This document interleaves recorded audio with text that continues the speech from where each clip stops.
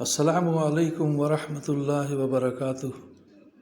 نحمدہ و نصلی علی رسول الکریم، اما بعد۔ میرے محترم بزرگوں اور دوستوں، عزیز ساتھیوں، آئیے ایمان اور کلمہ سے متعلق چند احادیث کا مطالعہ کرتے ہیں۔ بسم اللہ الرحمن الرحیم۔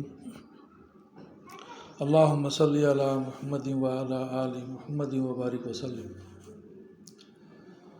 حضرت ابوبکر رضی اللہ عنہ سے روایت ہے کہ رسول اللہ صلی اللہ علیہ وسلم نے ارشاد فرمایا، جو شخص اس کلمہ کو قبول کر لے جس کو میں نے اپنے چچا ابو طالب پر ان کے انتقال کے وقت پیش کیا تھا اور انہوں نے اسے رد کر دیا تھا، وہ کلمہ اس شخص کے لیے نجات کا ذریعہ ہے۔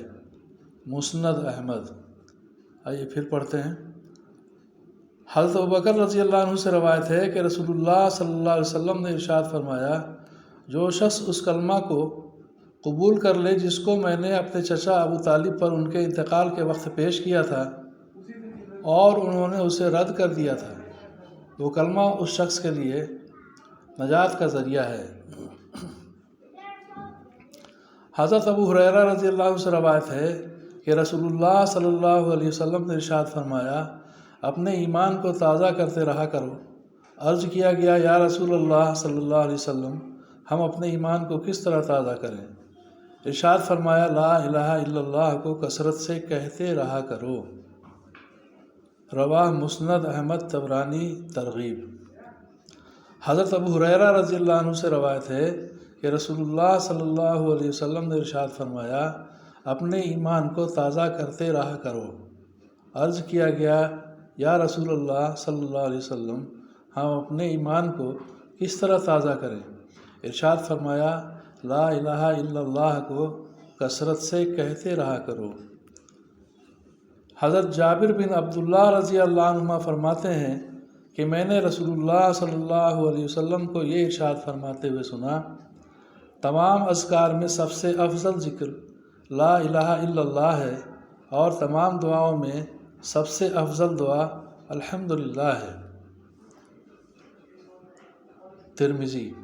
حضرت جابر بن عبداللہ رضی اللہ عنہما فرماتے ہیں کہ میں نے رسول اللہ صلی اللہ علیہ وسلم کو یہ ارشاد فرماتے ہوئے سنا، تمام اذکار میں سب سے افضل ذکر لا الہ الا اللہ ہے اور تمام دعاؤں میں سب سے افضل دعا الحمدللہ ہے۔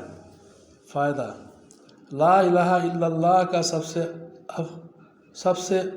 لا الہ الا اللہ سب سے افضل اس لیے ہے کہ سارے دین کا دار و مدار ہی اس پر ہے۔ اس کے بغیر نہ ایمان صحیح ہوتا ہے اور نہ کوئی مسلمان بنتا ہے۔ الحمدللہ کو افضل دعا اس لیے فرمایا گیا کہ کریم کی تعریف کا مطلب سوال ہی ہوتا ہے اور دعا اللہ تعالیٰ سے سوال کرنے کا نام ہے۔ مظاہر حق۔ حضرت ابو ہریرہ رضی اللہ عنہ فرماتے ہیں کہ رسول اللہ صلی اللہ علیہ وسلم نے ارشاد فرمایا، جب کوئی بندہ دل کے اخلاص کے ساتھ لا الہ الا اللہ کہتا ہے تو اس کلمہ کے لیے یقینی طور پر آسمان کے دروازے کھول دیے جاتے ہیں، یہاں تک کہ یہ کلمہ سیدھا عرش تک پہنچتا ہے، یعنی فوراً قبول ہوتا ہے، بشرطے کہ وہ کلمہ کہنے والا کبیرہ گناہوں سے بچتا ہو۔ ترمذی۔ حضرت ابو ہریرہ رضی اللہ عنہ فرماتے ہیں کہ رسول اللہ صلی اللہ علیہ وسلم نے ارشاد فرمایا، جب کوئی بندہ دل کے اخلاص کے ساتھ لا الہ الا اللہ کہتا ہے تو اس کلمہ کے لیے یقینی طور پر آسمان کے دروازے کھول دیے جاتے ہیں، یہاں تک کہ یہ کلمہ سیدھا عرش تک پہنچتا ہے، یعنی فوراً قبول ہوتا ہے، بشرطے کہ وہ کلمہ کہنے والا کبیرہ گناہوں سے بچتا ہو۔ فائدہ: اخلاص کے ساتھ کہنا یہ ہے کہ اس میں ریا اور نفاق نہ ہو۔